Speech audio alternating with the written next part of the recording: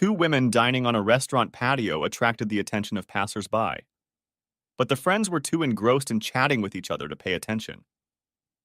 How long has it been since we've seen each other, Melanie? A tall, dark-haired woman asked. I feel like I haven't seen you in forever. The second woman was blonde and a year or two younger than her friend. I know, Jerry, and I feel bad about it. But between grad school and married life, it's been hard to find time for much else. How's business school going? You must be close to getting your MBA by now. Yes, everything is in perfect order. We have spring break next week, and then there will only be a few weeks of classes left before I get my diploma. I've already turned in my thesis, so I don't have to worry about that. And even better, it looks like I'll be exempt from all my finals. Everything should be smooth sailing from here on out. That's great, Melanie. Congratulations. Do you have a job yet? No. I've been working really hard for the past 2 years, so I'm planning on taking a little break before I get involved in the labor wars. I want to relax and have some fun before I jump back into work. But enough about me. How are things going for you? Has a special man come into your life? I'm doing well, but I'm still looking for Mr. Right. The blonde gave her brunette friend an appraising look. With your looks, I'd be slow to settle down. I bet you could party with a different beau every night if you wanted to. Jerry gave her friend a wry smile. Trust me, Melanie, the single life these days isn't all it's cracked up to be. You have to go through a dozen creeps to find one decent guy, and frankly, it's getting tiresome. Truth be told, I'm a little jealous of you, happily married to a great guy like Adam. And speaking of Adam, how's your handsome husband doing? I think he's fine. Oh, I think I just heard a discouraging word. What's the matter, Melanie? Aren't things between you two just fine? The blonde shook her head. It's not that we're having problems. It's just that Adam is so busy with his business that we don't have time to spend time together. And even when we do, we don't have a lot of money to spend on entertainment. Well, all that time he spends on his company is focused on building a future for the two of you. And as for money, I suspect your graduate school tuition isn't cheap. I know, and I appreciate it. But sometimes I just want to go out and have fun like I used to. In high school, all my classmates talk about is going to parties and meeting people at bars. Meanwhile, I sit at home and watch reruns on TV. The dark-haired woman gave her friend a shrewd look. Is there anyone in particular at school you'd like to go to a party with? Melanie laughed. You've always been able to read me too well. Then she leaned forward so she wouldn't be overheard. Actually, there's this freshman, Carl. He's really nice. She then blushed. And he's definitely interested in me.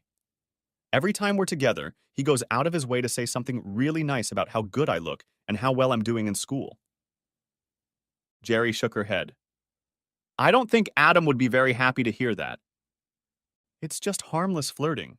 It doesn't mean anything. But you're right. Adam's pretty old-fashioned about that sort of thing. That's why I'm not going to tell him. She moved in her chair. But I can't help but remember how things were before I got married. It was so much fun playing the field and meeting different guys. I miss all of that. You need to be more careful, girlfriend. You have a hell of a husband, and you don't want to risk losing him. You know Adam would never tolerate it if he caught you fooling around. And if you ever did, I'm willing to bet there'd be plenty of other women who'd gladly comfort him afterward. I know. And honestly, I want to spend the rest of my life with him, start a family and all that. I just want to have a little fun before things get so serious. She lowered her voice and leaned closer again. Remember the guy I told you about? Yesterday he asked me to go to Florida with him for spring break. If I could do it without Adam finding out, I'd probably say yes. She leaned back and grinned contemptuously. But that's just a fantasy. It'll never happen. Jerry leaned back in her chair and looked at Melanie for a long time. Finally, she nodded her head as if she had made a decision. Don't be so sure. I know how you could do it and get away with it. Melanie let out a sigh that was equal parts disbelief and delight. You're kidding me. How? Are you sure you want to jeopardize your marriage just for a week-long affair? If I was sure Adam would never find out, why wouldn't I? But you're just teasing me, Jerry. There's no way I could avoid something like that. There is, and it's actually quite simple. Jerry began marking each step on her fingers. First, you need to create a new email account on Gmail. Set it up under an anonymous name, something like Good Friend. Then you use that account to send Adam an anonymous email, warning him that his wife is having an affair. I'm going to tell him I'm having an affair? That's crazy. Why would I do that? Jerry continued nonchalantly. More accurately, you'll tell him that Melanie is having an affair with some man that Adam doesn't know and can't easily verify. And what will that do? No. It'll take his attention away from your hot grad school boyfriend. Yeah, but it'll make Adam suspicious of me. Exactly. But when he can't find the guy you're supposedly having an affair with, he'll have no choice but to confront you and demand to know what's going on. But I don't want him to suspect me. No, you don't. So when he confronts you, you will be very angry with him for not trusting you. In fact, you get so angry that you call a time out on your marriage. Doesn't your mom live in Florida? Melanie was caught off guard by the sudden change. Yeah, why? Great. In anger, you tell Adam you're going to go to Florida over spring break to be with your mother and decide what to do about your marriage. And then, while he's here in town desperately trying to find a mystery man, you're in Florida with Carl having your little affair. How am I going to explain all this to Mom? Jerry rolled her eyes. You don't? What's more, you're not even supposed to see your mother while you're there. But what if Adam calls her? Tell him not to. Tell him you need a break from him to sort things out. He shouldn't try to contact you or your mother while you're away. Warn him that if he tries, you may not come home at all. Melanie stared at her friend for a while, mulling over her plan. Finally, her face brightened. You know, Jerry, I can see how this could work. But what happens when I get back? That's easy. Adam will miss you madly by then. And since he won't be able to find the mystery man who supposedly had an affair with you, he'll conclude that someone maliciously played a trick on you. He will feel very guilty and will beg you to forgive him for not trusting you. You will forgive him and everything will be fine. You'll have fun, and now you and Adam will be together again, closer than ever. Right. What about the mystery man I'm supposed to be having an affair with? Should I just make up a name for him? You could, but I think it would be much more believable if it was a real person. Pick someone you can't have an affair with, like someone very old or living far away or dead. That way, if Adam manages to track him down, you'll stay safe. Hey, I think I know the perfect guy. I had a creepy professor in one of my classes my first year of grad school. He must have left town because I never saw him again. How about that? Perfect. Melanie abruptly reached across the table and squeezed her friend's hand. You're the best, Jerry. I'm so excited. I really think this is going to work. Then she hugged herself and shuddered slightly. I can't wait to tell Carl. Adam Weatherby. Any word from the supplier on those parts we ordered? When the foreman shook his head, Adam returned to his office and sank into his second-hand swivel chair. He rubbed his forehead worriedly. If these parts don't show up soon, we're going to miss the prototype deadline. After the foreman left, Adam sat back and tried to come up with a backup plan. When his email box rang, he quickly turned to check his inbox, hoping for good news. But when he saw that the subject line was "About your wife," he almost deleted the email. But curiosity took over and he opened the message. I hate to break it to you, but Melanie is having an affair with Professor Bellingham. I just thought you should know. A good friend. What the hell? Stunned, Adam reread the message once more, unable to comprehend the horrible words. What kind of nonsense was this? It can't be true. Melanie wouldn't cheat on me. Someone must be trying to stir up animosity between us. But who's doing it and why? He started to delete the message but hesitated. That's the last thing I need to deal with right now. It has to be a mistake, a misunderstanding. But his practical side wouldn't let him ignore the message. Damn it, of course it couldn't be true. With anger, he clicked the reply button on the email. Who the hell are you? Why are you making such a horrible accusation? What proof do you have? He pressed send and then stared at the screen in impotent rage. This wasn't going to lead to anything good.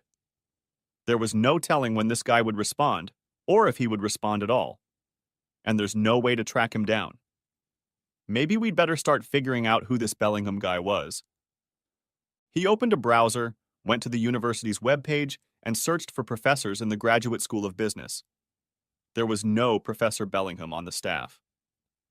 He went back to the faculty roster and searched the entire university. Again, he had no luck. Frustrated, he turned to other schools in the area, but all to no avail. "This is crazy," he muttered to himself. "Did my good friend just make up a name?" Next, he tried a Google search, and the search engine quickly came up with 5 names. But 2 of them were female, and none were local. I knew it was fake. Someone was trying to mess with me, or drive me crazy.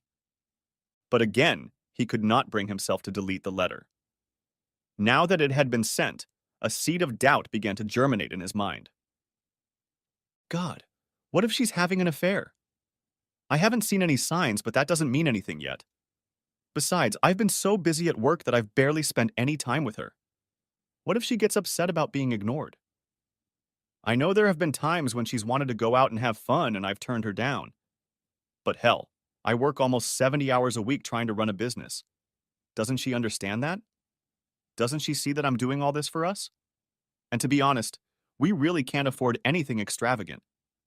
Her business school tuition gets more expensive every year, and I'm putting everything I have left into this place to try to get it off the ground. Still, I guess I've been neglecting her. With guilt, he started checking his calendar, trying to find the last time they'd met.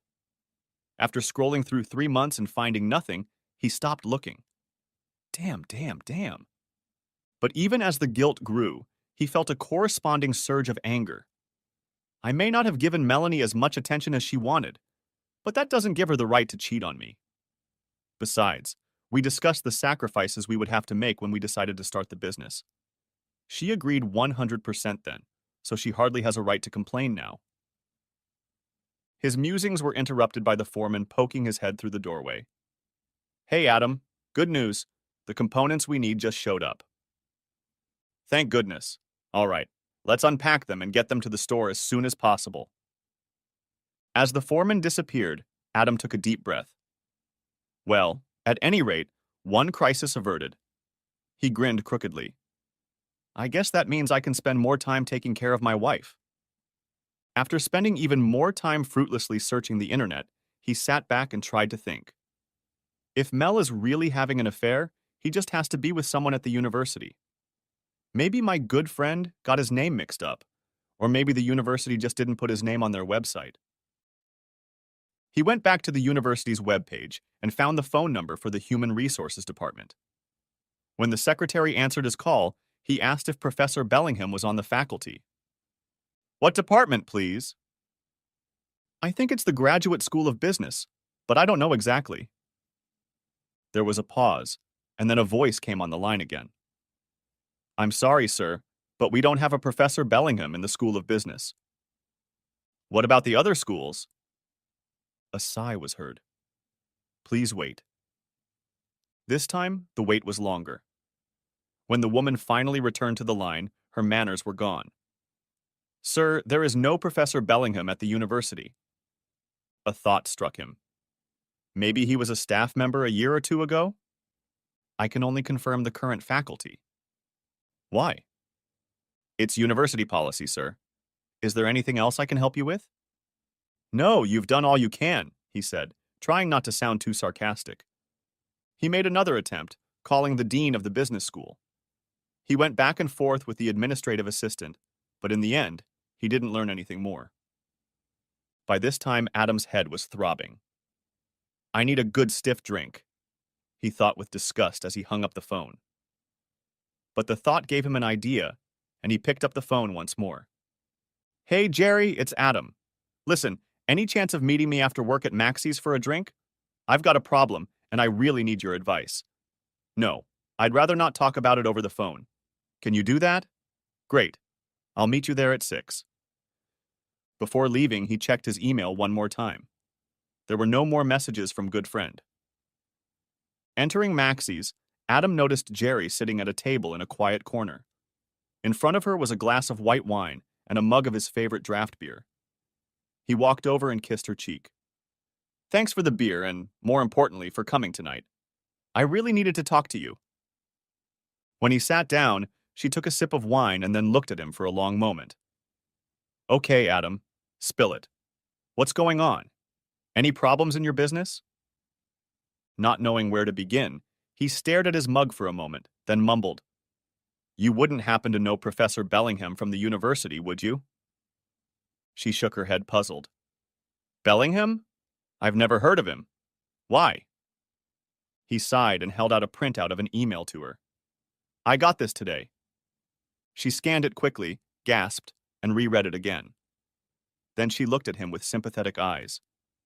Poor Adam. No wonder you didn't want to talk about it over the phone. What do you think about it? I don't know what to think, Jerry. I can't believe it's true, but I don't want to bury my head in the sand and pretend it didn't happen either. I've spent all day trying to track down this mysterious Professor Bellingham, but I've hit a stone wall at the university. Now I don't know what to do. I can't afford to hire a private detective, and I don't have time to play detective myself. That's why I wanted to talk to you. You've been a good friend to Melanie and me for a long time. Please tell me what you think. She took another sip of her drink and then reached out to give his palm a quick squeeze. What you're really asking is if I think she's having an affair. I can't give you that absolute certainty.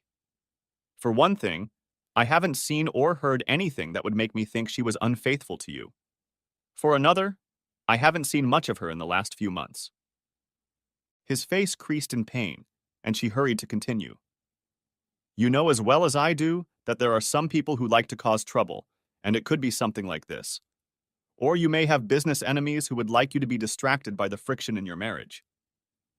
There are probably other scenarios that I haven't even thought of. What I do know is that you can't ignore it and hope it will go away on its own. I know how much you believe in marital fidelity, and I know that any hint that your marriage has been broken will eat away at you. If you don't deal with it, the doubt will eventually ruin your relationship with Melanie as effectively as the affair. He stared at her with a hunted expression. I know you're right, Jerry, but what can I do? In my opinion, you should show the damned thing to Melanie. She needs to know that someone has accused her of infidelity, and she deserves the chance to shine the light she has on it.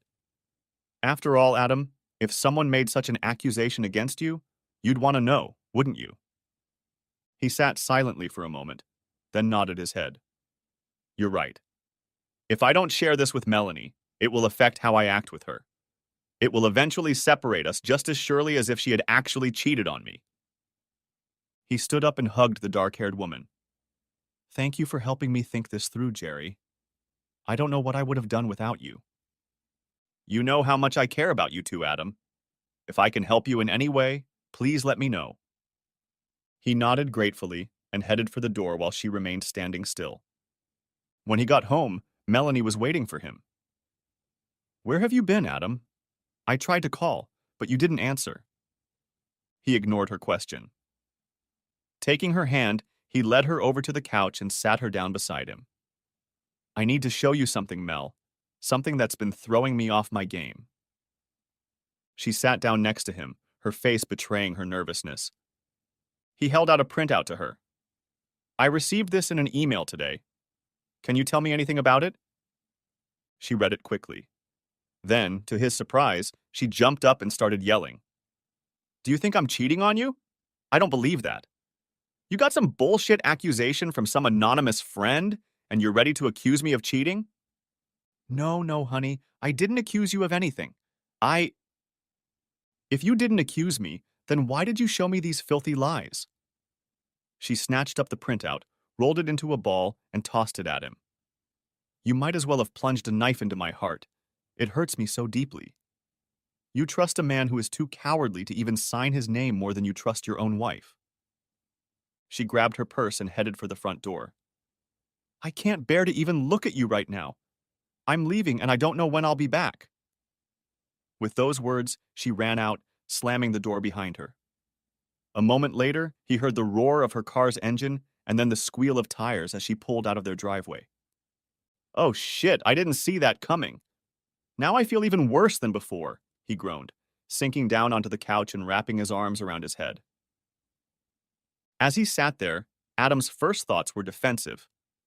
Why would she be so upset? She didn't even let me finish. I didn't accuse her of cheating. I just showed her what someone else said, that's all. But he knew the answer before he even finished. If Mel had passed that note to me, I probably would have blown up too. But what was I supposed to do? Act like everything was fine? Jerry was right. I couldn't just ignore the letter. That wouldn't be fair to Mel or to me. Although he spent the rest of the evening mentally going over the situation, he no sooner came to a solution than he started. He knew that he and Mel needed to talk, but he couldn't even decide exactly what to say to her. All he knew for sure was that he wanted to bring his wife home to try and patch things up. Emotionally drained, Adam felt himself starting to tire, but he was determined not to go to bed until Melanie returned. After another hour of waiting, he lay down on the couch and soon dozed off. Sometime after midnight, he was awakened by the sound of the door opening. Melanie walked into the living room and stared at him with her hands on her hips. Mel, we really need to... I don't want to talk about this right now, she cut him off abruptly. You can stay on the couch for the night and we'll talk in the morning. Without waiting for an answer, she turned on her heels and headed down the hallway to their bedroom. When he heard the door slam, he groaned and lay back on the couch, hoping sleep would return. It was taking a long time. Adam usually got up early to get to the office before anyone else. But even though his internal clock woke him at the usual time, he felt obliged not to leave until Melanie showed up so they could talk. He brewed some coffee and sat down at his laptop to read the news while he waited. It was almost 8 o'clock when Melanie walked into the kitchen. Adam was shocked to see her dragging a suitcase behind her. Where are you going, Melanie? I thought we were going to... And he didn't have time to finish before she raised her hand to stop him. It's been a terrible shock, Adam. It calls our whole marriage into question. I need to be alone to process what has happened. Spring break starts tomorrow and I'm going to go to Florida to visit my mother. She pierced him with an angry look. I plan to spend the whole week there and then go back to classes next Monday. While I'm gone, I don't want to hear a word from you. I need this time to myself. Don't call me. Don't call my mother. Don't call my mother's house. Do you understand? He nodded helplessly. I'm serious, Adam. If you try to call, I may not come home at all. Do you understand? He nodded again. Fine, she stated emphatically, and walked out the door to her car, dragging her suitcase behind her. As she drove away, Adam sat in shock for several minutes. Finally, he went back into the bathroom to shave and change his clothes. Then he drove dejectedly to work. When he got to the office, good news awaited him. His foreman had taken the lead in distributing the missing components to the right stations on the model production line, and testing was well underway. At least the business won't crash and burn today, unlike my marriage, Adam said bitterly to himself. In the afternoon, he was working on a spreadsheet when the phone rang. When he answered, it was Jerry on the line. I was worried and wanted to see how you were doing. How did it go last night with Melanie? Oh, wow, it's a long and sad story, he replied dejectedly. Oh, that doesn't sound good. Why don't we get together and talk about it again over a drink? That would be great, Jerry. Same place, okay? He checked his email one more time before leaving, but there was still nothing from Goodfriend. When he walked into the bar, Jerry immediately noticed the dark circles under his eyes.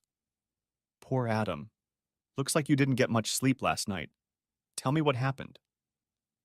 He took a large sip from his beer mug and began to recount the night's encounter and Melanie's morning departure. Jerry looked at him with a mixture of sadness and guilt. Oh, Adam, I feel so awful. You took my advice and it turned out to be the wrong thing to do. No, Jerry, I've given it a lot of thought, and I'm convinced it was the only thing I could have done. I certainly didn't expect Mel to react so angrily, but there was no way I could have kept that letter to myself and pretended that nothing had happened. Now I can only hope that she'll cool down, and we can talk things over when she gets home. You say that so nicely, Adam, but I still feel guilty about what happened. So what are you going to do for the rest of this week? I don't know, Jerry. I don't see any way for Mel and I to move on if we don't talk about what happened. Maybe I'll wait a few days and then try calling her. No, Adam. That's the one thing you shouldn't do. She already thinks you don't trust her. If you try to contact her after she explicitly told you not to, it will only prove to her that she was right. Yeah, I guess I realize that. But I feel helpless as hell. I don't know any way to find out who sent the letter. The only thing I can do while she's gone is keep trying to figure out who this Professor Bellingham guy is. That makes sense. If you could find him, maybe he could fill in some blanks for you. Over the next few days, Adam repeatedly tried to solve the mystery of the anonymous letter. Despite his lack of success, he was still convinced that Bellingham was somehow connected to the university. And then it hit him. Maybe the reason I can't find this guy is because he's an alumnus, not a faculty member. Well, I'm an alumnus too, so maybe the Alumni Relations Office can help. When he called and identified himself as an alumnus, Adam was immediately transferred to the development office. The staff member who answered the phone wrote down all of Adam's address, phone number, and email information. He then asked how much Adam wanted to contribute to the alumni fund. No, I'm not calling to make a contribution. I'm trying to track down Professor Bellingham. I think he might be an alumnus. The man paused while he checked several databases. I'm sorry, sir, but we don't seem to have ever had an alumnus by that name. Really? What about graduate schools? I checked those as well.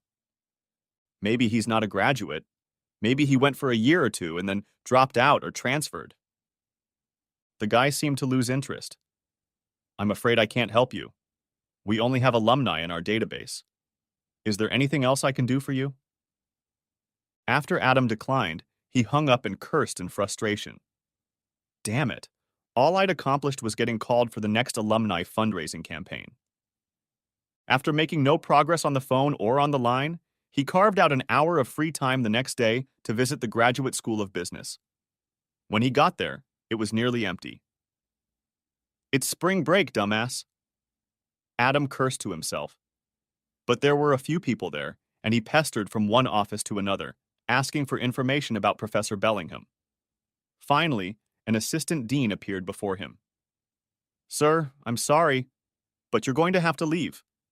If you don't comply, we will be forced to call campus security. Adam apologized and hurriedly withdrew, more upset than ever. Back in his office, he sat down heavily at his desk. After another futile check of his email, he dropped his head onto his hands. What am I going to do now? At that moment, the phone rang in his office. An unfamiliar voice asked, Are you the young man who is looking for Professor Bellingham? When Adam confirmed that he was, the man continued, My name is Dr. Avery Mayfair. I am a member of the faculty of the Graduate School of Business and may be able to help you. But first let me ask you why you are trying to find Professor Bellingham. Adam was hesitant to discuss his situation with a stranger, but desperation took over, and he briefly told Dr. Mayfair his reasons for searching for the missing professor. When he finished, his interlocutor made a thoughtful sound. I see. I overheard you questioning me at school today, and the way you phrased some of the questions made me wonder if there might be something like that. Anyway, I think I can put your mind at ease, young man. 2 years ago, Bellingham was an adjunct professor at the high school. He was a worthy instructor, but unfortunately, the enrollment in his course fell below the minimum requirements. His course was canceled, and his contract was not renewed. I see, Adam said. Does that mean that... That's not all, Dr. Mayfair continued. At the beginning of the current school year, I received a message from Professor Bellingham. He wrote to inform me that he had found a job at Black Hills State University in South Dakota. He's in South Dakota? Asked Adam in surprise. Quite right, confirmed the professor. And there's something else you might want to know about. In the same message, Professor Bellingham informed me of his recent marriage to his longtime roommate, Harold. Harold? That means that Bellingham? Exactly.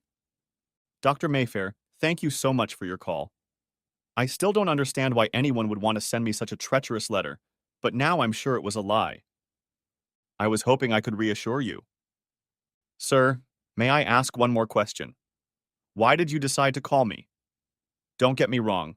I'm very grateful, but I'm just a stranger to you. The tone of the professor's voice changed. I don't mind telling you, young man. Many years ago, something similar happened to me.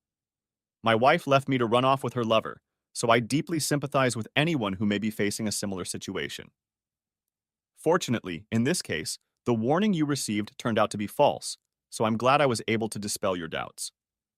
But, as you can imagine, I have very strong feelings about anyone who interferes in a marriage. If the accusation were true, I would not hesitate to inform you of it. Thank you, sir. You have no idea how much I appreciate what you've done. In the evening, Adam called Jerry to tell her the good news. I still don't know who is trying to destroy my marriage, but I now know for sure that Mel is not having an affair with Professor Bellingham. Are you sure you can trust this Dr. Mayfair?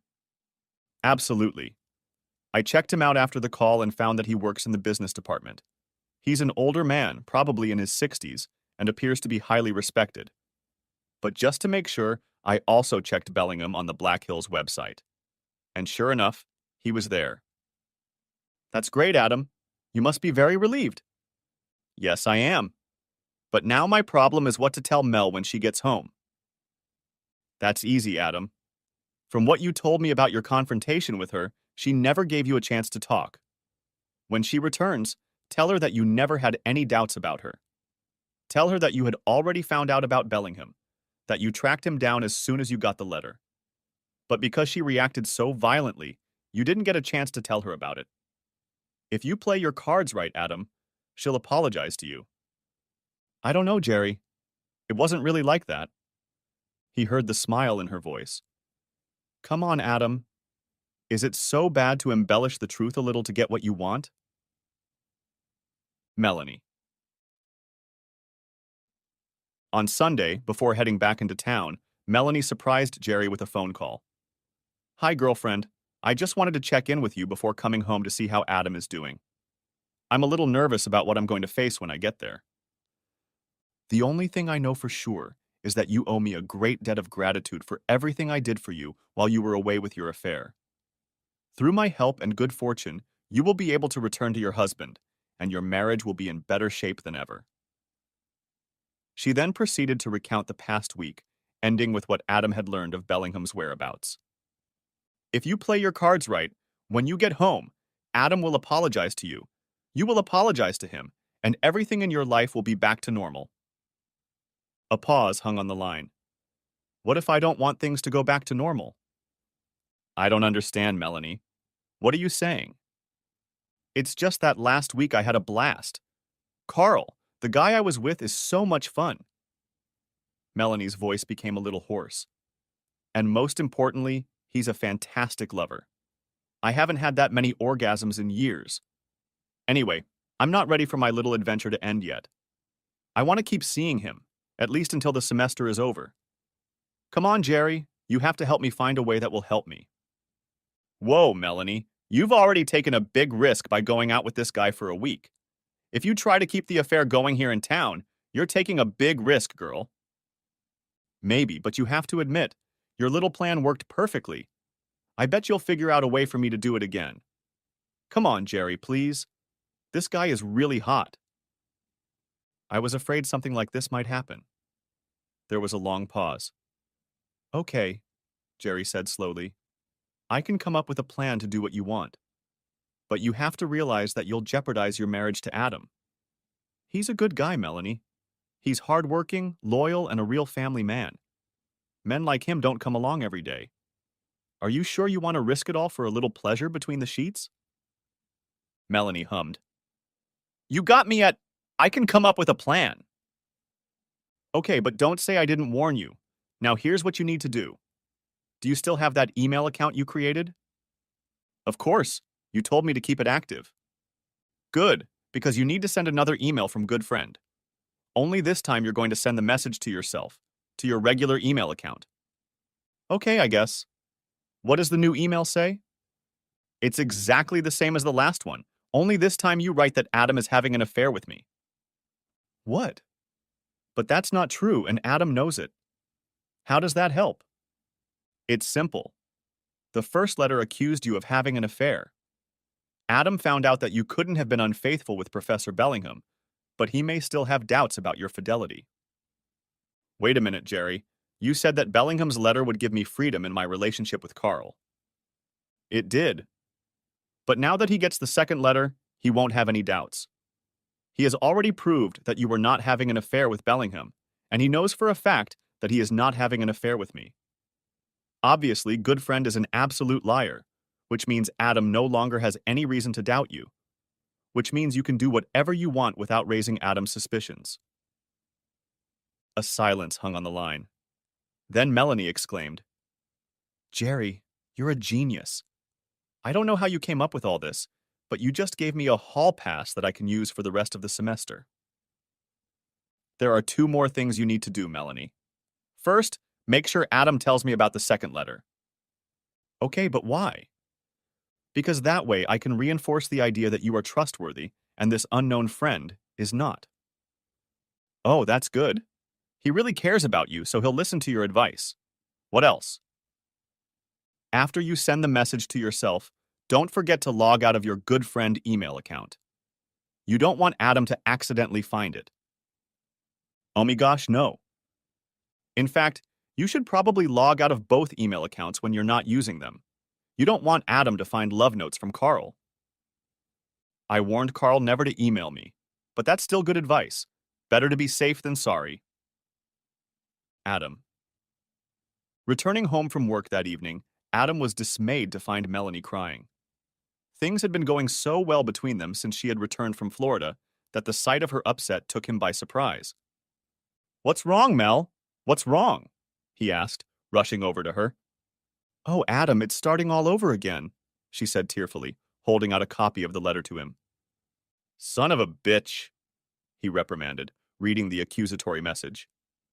You know that's a lie, don't you? Of course I do, honey. I know you'd never cheat on me, just as I wouldn't cheat on you. And even if you did cheat, I know it would never be with Jerry. She's such a good friend to both of us that she would never do anything like that. Damn it. Someone is still trying to cause us problems, and I have no idea who or why.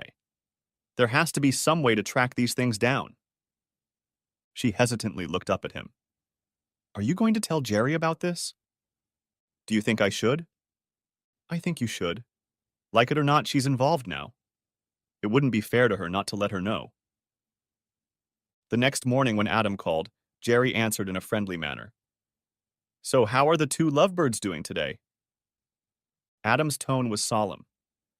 We're doing well, Jerry, but something new has come up that I need to talk to you about. Can you meet up after work? Actually, I'm planning on working from home this afternoon. Would you mind coming over to my house? Sure, that's fine. I'll come by between 6:30 and 7. Opening the door to her apartment that evening, Jerry immediately noticed the solemn expression on Adam's face. What's the matter, Adam? I've been worried ever since you called. He shook his head. I'm sorry, Jerry, but you seem to have gotten caught up in this whole Melanie and me thing. When she looked at him perplexed, he held out a copy of the last letter to her. As she read it, she looked at Adam in despair. But this is ridiculous. We're not having an affair. I would never do that to Melanie. I hope she knows that. He nodded. She knows. In fact, she told me the same thing. Jerry shook her head in confusion. I'm glad to hear that. But what do you think it all means? I think it means that someone wants very badly to stir up trouble between Melanie and me. First Professor Bellingham's warning, now this. The only thing I can think of is that I have an enemy, possibly a business rival. Only I have no idea who that might be. But anyway, since it seems to be about you now, Mel and I thought we should warn you. She nodded. I'm glad you did, Adam. You're always so thoughtful. But I don't know what we can do about it, unless the mystery man does something blatant or makes a mistake. I don't think calling the police would do any good. I agree, Jerry, but it's so frustrating. I'm sick of all this mess. I just wish whoever it is would leave us all alone. How is Melanie taking it? She's very upset. When I got home, she was in tears. I'm not surprised, especially after the ordeal the first one caused. Look, Adam, I think Melanie is very fragile right now. Because of all this, and the fact that she's so close to graduation, I think she's just on edge. You have to protect her as much as you can. Do you think we should both just block all mail from that account? That might be a mistake. If he sends anything else, I think you'll want to know about it. Yeah, you're right. But how do I protect Mel? For starters, if you get another one of those damned letters, I wouldn't tell her about it, at least not right away. For that matter, I think you should check her email on her laptop every chance you get. If she gets another email, you can forward it to her email before she sees it. That way, you won't have to involve her. Yeah, I think that's a good idea. He stood up. I'm sorry you had to be dragged into all this. If that's supposed to be an apology, I don't need one. I care about you a lot, and I'll do anything to help. He smiled gratefully. I'd better get home and see how Melanie is doing. He started to walk away, then turned, hugged Jerry, and kissed her cheek. Thank you for being such a good friend. Having you by my side during all of this means a lot to me. When Adam got home, he was pleasantly surprised to find Melanie in a much more cheerful mood. The next morning, she was even more chipper and got up early to have breakfast with her husband. This is a real treat, Melanie. I don't get to see you that often before I go to work. Well, I didn't want you to leave this morning without being able to say, I love you, she told him, giving him a kiss.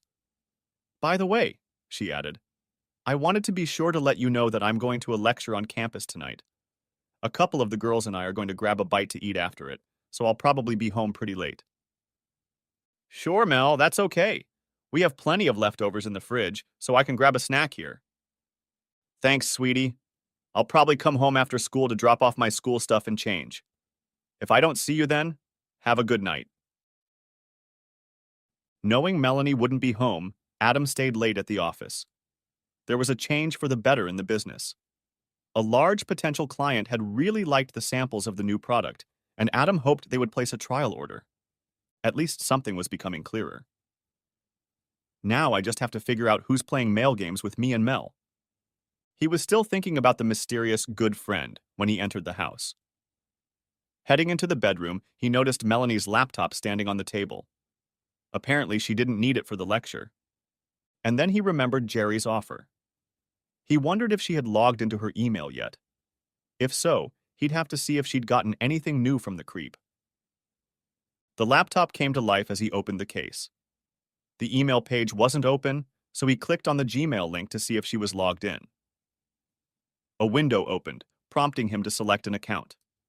He saw Melanie's email, but she was logged out, so he started to close Gmail. No sooner had he done so than he noticed a second account under her regular email, and when he took a closer look at it, he froze in bewilderment. The name of the account was Good Friend. What the hell? He exploded, looking at it.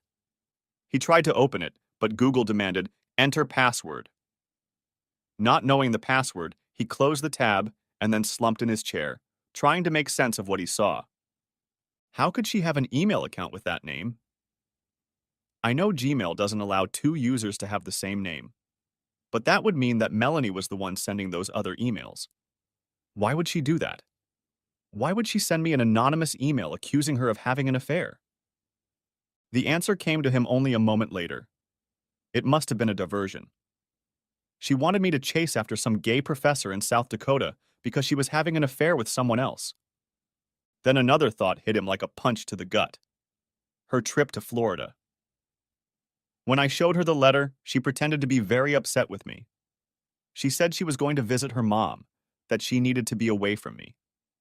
Now I wonder if she even saw her mom. He quickly pulled out his cell phone and pressed his mother-in-law's number. When the elderly woman answered, he spoke to her politely for a minute and then said, Say, Melanie and I were thinking of coming to visit you next month. Would it be too soon to see you again? Too soon? I haven't seen you in ages. Please come back when you can. He gritted his teeth in anger. Okay, fine. We'll get back to you when we figure out a date. Saying goodbye, he broke the connection and cursed. Son of a bitch. I wonder where Melanie had really gone. More importantly, I wonder who she left with. Son of a bitch. Then he remembered the last letter Melanie had gotten. What was it? Damn it, it must be another distraction to get his mind off her while she went to lectures with her girlfriends. Why that sneaky, lying bitch? Nay. He wondered what she wore when she left for the evening. He hurried back to the bedroom and began rummaging through his wife's underwear. He was having trouble remembering everything that belonged to Melanie, and he was about to give up. But a sudden suspicion gripped him, and he went back to check one more item, the garter belt. It was missing. He angrily looked for a matching bra and panties, but neither was there. Gone out to dinner with her girlfriends, huh? He put everything back and went back to the kitchen table to think. So you like sabotage and deception? Well, two can play that game. When Melanie got home after midnight, he was still seething with anger, but pretended to be asleep when she tiptoed into the bedroom. When he heard the shower turn on, he wished he hadn't gotten up and confronted her. Who knew going to lectures was such a sweaty job, he thought bitterly. The next morning, Adam got up very early and left for work, before Melanie even woke up. Next to the coffee pot, he left a note for his wife. I hope you enjoyed the lecture yesterday. I had to leave work early for a meeting, and I may be late today, so don't wait up for me. It was indeed a busy day for Adam, but his meetings were not with clients or suppliers. At lunch, he did a little shopping and then went home with some of his purchases to make some arrangements. After that, he went to 2 more meetings that took up the entire second half of the day. When everything was done, he went to dinner and a movie to pass the time. Melanie was already asleep when he climbed into bed, trying not to wake her. However, when she woke up the next morning, she found her husband already waiting for her. I thought you left for work a long time ago, dear, she said, gratefully accepting the cup of coffee he held out to her. I wanted to be sure to see you this morning because I have to catch a flight to Detroit at noon. I'll be gone for a few days calling potential clients. That's new.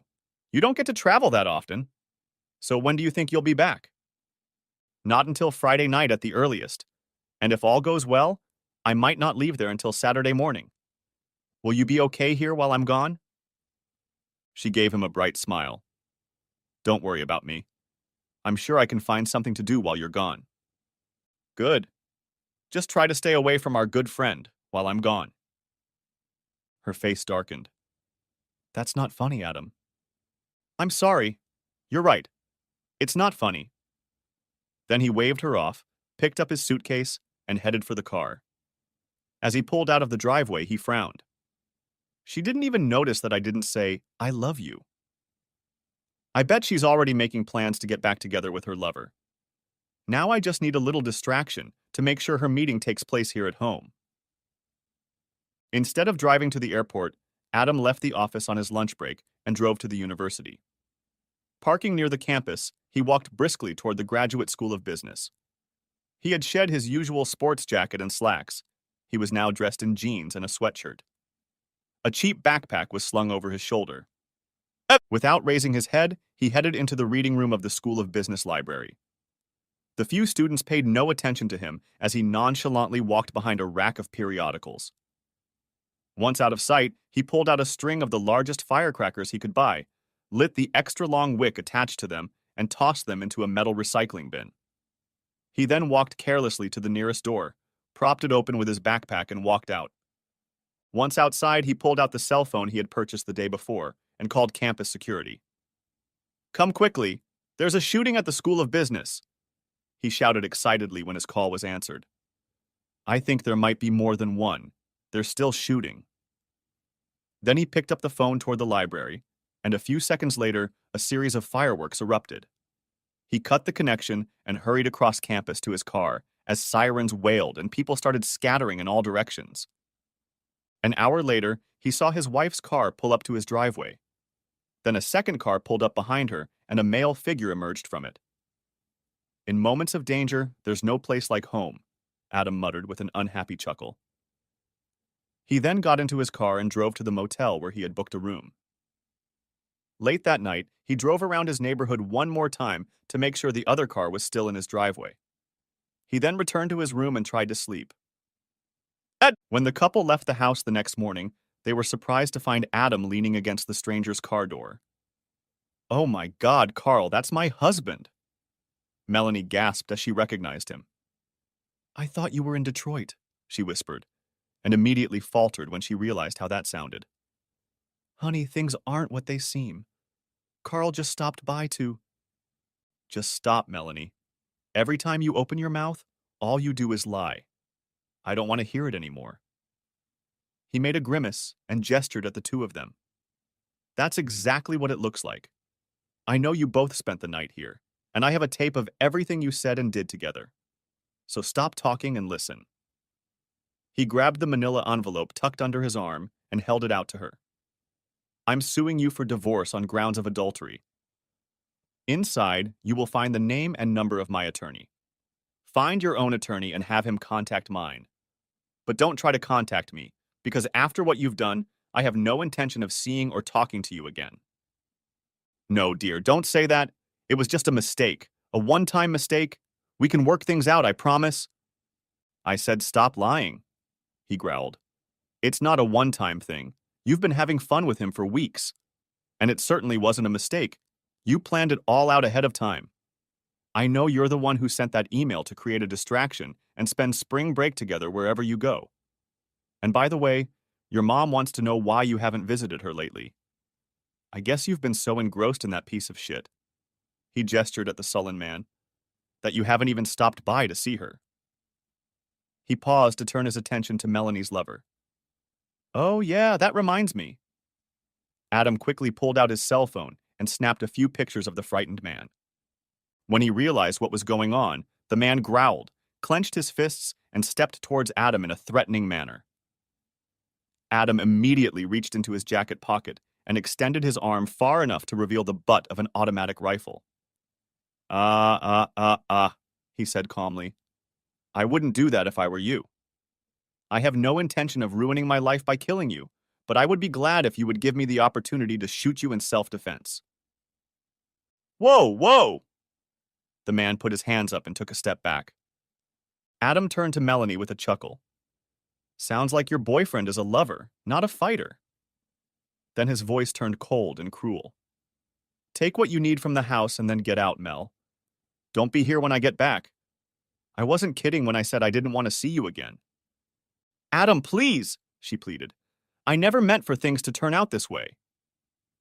He ignored her and walked to his car as she sank to the driveway and began to sob into her hands. On the way to the office, Adam stopped at a dumpster and tossed his phone in there as well as the toy machine he had in his pocket. "It's a good thing they make these things so realistic," he said with a wicked chuckle. Back at his desk, Adam sent an email on his cell phone with one of the pictures he had taken. To his surprise, he got a call back a few minutes later. "This is Dr. Mayfair. Did you just email me the picture?" "Dr. Mayfair, I'm sorry to impose on you again, but do you happen to recognize the man in the picture? I believe his name is Carl." "Is the woman standing next to him your wife?" "My ex-wife, I'm afraid." "A very beautiful woman. I think she was in one of my classes last year. As for the man next to her, I do recognize him. His name is Carl Mannheim. He happens to be one of my counselors." "Carl Mannheim. That's good to hear, doctor. I'm afraid I have a score to settle with your Mr. Mannheim." "So he was the serpent that spoiled your Garden of Eden." "Yes, in a way, but I'm afraid my Eve was far from innocent." "I see. That's very interesting. Well, I'm glad I was able to help you, although I'm sorry the outcome was not what you wanted." "Thank you, doctor. I appreciate your time and your help, even though it turned out that way." "Well, good luck to you, my boy, and don't give up hope. Things always work out for the best. Trust someone who's been through it and made it to the other side." Adam, 2 months later. Adam sat across from his lawyer and pondered. "Have you heard from Melanie's attorney yet? How are things going with the divorce?" Yes, I spoke to Hannah Montrose yesterday, and today she sent a counteroffer to Melanie. The good news is that Melanie has decided not to fight the divorce anymore. Apparently, after Hannah heard the tapes you made at your house, she convinced your wife not to risk having them played in court. But the bad news is that now that Melanie has resigned herself to the fact that the marriage is over, she seems intent on getting as much out of you as she can get financially. Damn. She lies and cheats me, and when she gets caught, she expects me to pay her for the privilege. It's just not fair. So what does my cheating wife want? Normally, I would expect to see a request for a division of all your property.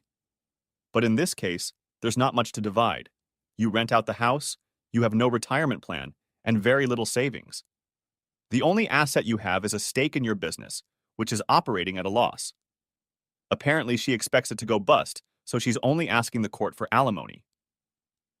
I certainly appreciate her vote of confidence in me, Adam sarcastically quipped. So how much alimony does she want? A lot more than we offered. The lawyer held out a sheet to his client. Adam looked at it and gasped. This is ridiculous. She knows I can't afford it. If I have to shell out that amount of money every month, I'm basically liquidating my business to pay her. What can I say? Melanie refuses to negotiate, so that's exactly what Hannah will offer Judge Abernathy. Well, I'm not going to give Melanie that much money without a fight. I'll have to take my chances in court. Okay, Adam, I see where you're going with this. But remember, Judge Abernathy has absolute power. You will be left with whatever he decides.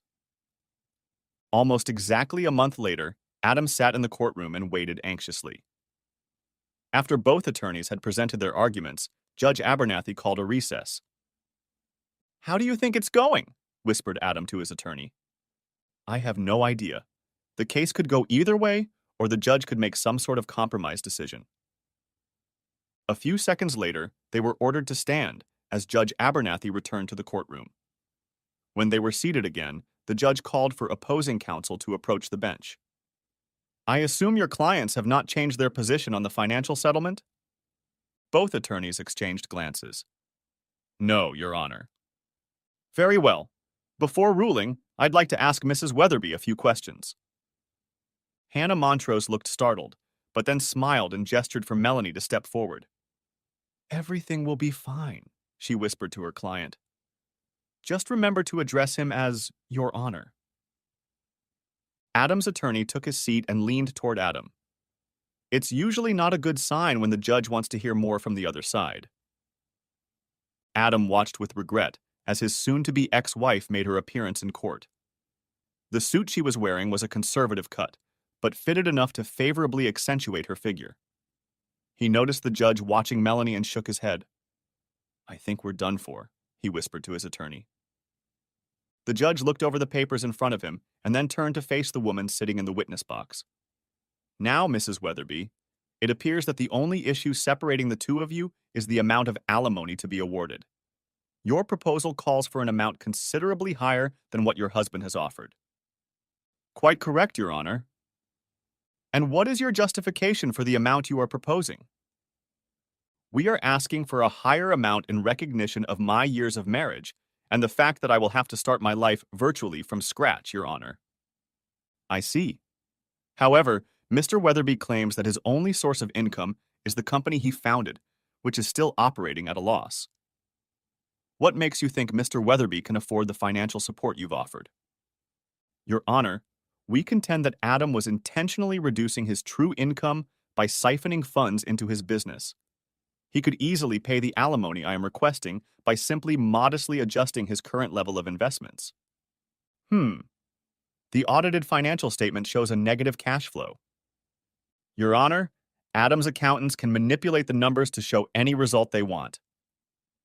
The judge raised his eyebrows.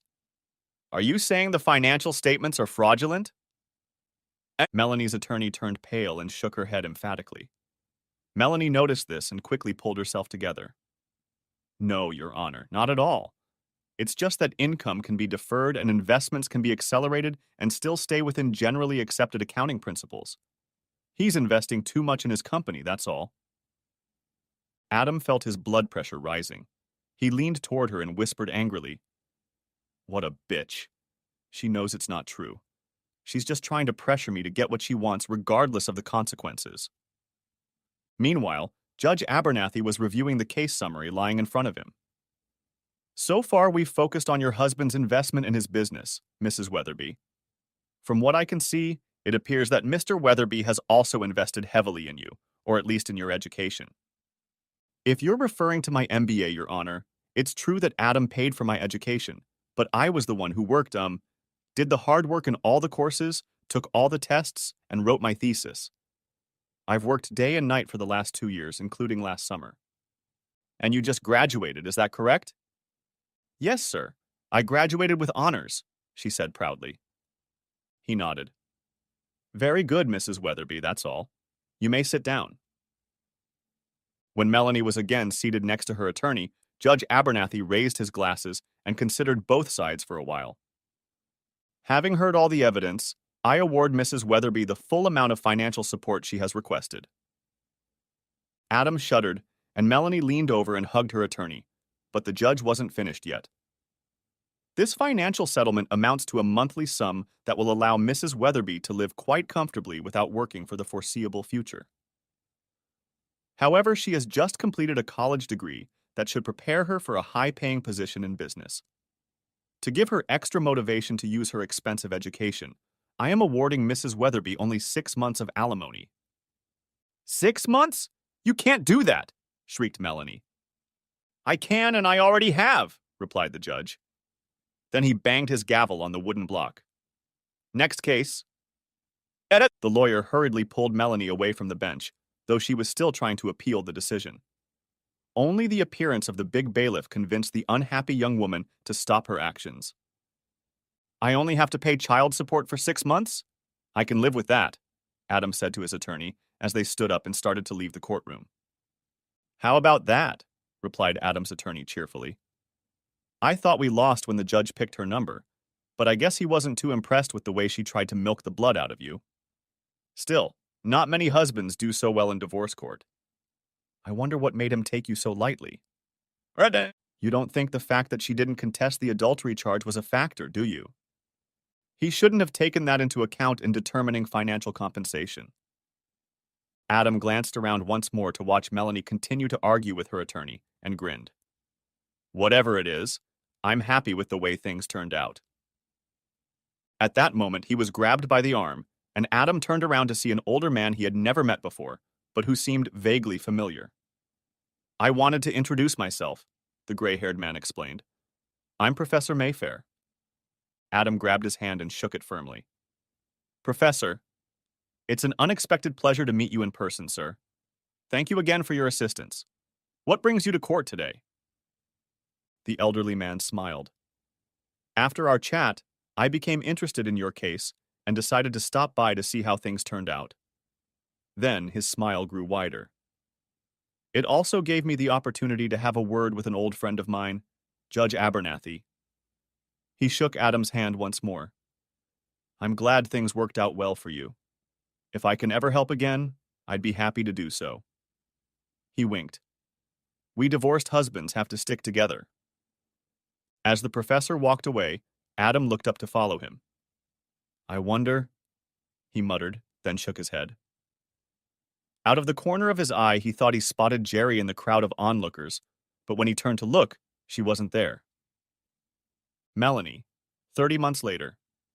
She pressed a familiar number on her cell phone, and when she was answered, she hesitantly said, Hi, Jerry, it's me, Melanie. Melanie, what a surprise. I haven't heard from you since you moved to Florida. How have you been doing? Honestly, it's been a pretty rough few years. As a matter of fact, that's why I called. I really needed to talk to a friendly voice. Sure. Tell me what's going on. Are you working right now? Actually, that's part of the problem. I thought that with my MBA, I wouldn't have a problem finding a good job. But it turns out that employers here are more interested in experience than an academic degree. Most of the jobs I was offered were internships or practicums. Oh dear, that doesn't sound very lucrative. So where did you end up? When the child support stopped, I got pretty desperate. I even took a job as an administrative assistant for a while, but it was awful. So now I've started a new career in financial counseling. In fact, that's one of the reasons I called. I can do an analysis of your financial situation if that's okay with you. You'd be surprised how many people neglect this sort of thing. There was a brief pause. Oh, Melanie, I'd love to help you, but my finances are in good shape right now, and I'm quite confident about tomorrow. I really don't think I need any help. I'm sorry. It's okay, Jerry. I hear that a lot, but I thought I'd give it a try. It's so hard to get a foothold in this business. I had to move in with my mother to cut costs. You live with your mother? What happened to you and Carl? Don't even mention that bastard's name. We broke up just a few months after we got here. Separated? What happened? Oh, Jerry, it was awful. Carl dropped out of school without ever getting his MBA. I don't know exactly what happened, but his advisor rejected his master's thesis and told Carl he'd have to start over. Carl became very bitter and decided not to go back. He refused to look for a job and hung around our apartment all day, playing video games and drinking. After a while, he started taking his resentment out on me. It got so bad that at one point I had to call the police on him. Oh, Melanie, how awful for you. I think you're lucky to be rid of him. And look on the bright side. Now you're free to go out and meet new people and have fun and dance whenever you want. I remember how much you missed all that when you were married. Melanie sighed. Nightclubs and parties take money, Jerry, and I don't have a lot of spare cash right now.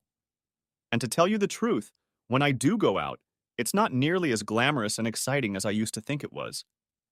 And actually, I remember a girlfriend warning me that there are a lot more creeps in the world than good guys.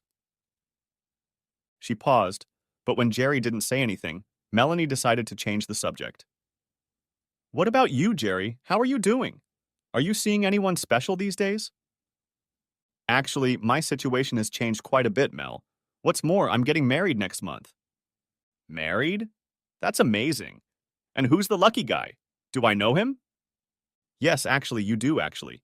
This is Adam, Melanie. Adam and I are engaged. My Adam? You're engaged to my Adam?